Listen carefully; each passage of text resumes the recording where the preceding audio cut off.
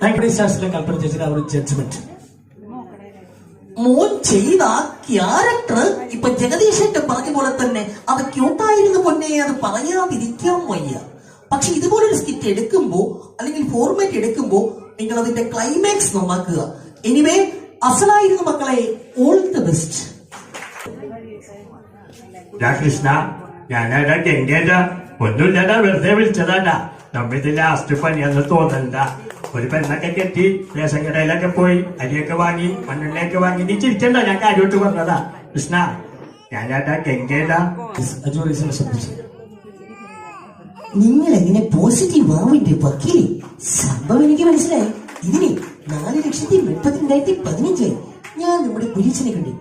നമ്മുടെ കുര്യച്ചനെ MLA വിളിച്ചു പറയിച്ചു, എന്നതാണെങ്കിലും എപ്പ കൊണ്ടുവിറ്റാലും കൊടുക്കുന്ന ദിവസത്തെ മാർക്കറ്റ് വില കിട്ടും. ഇടാ ആൽപ്പിനെ, നീ മാസാടാ, മരുടെ മാസാടാ, വേറെ ലെവലാടാ.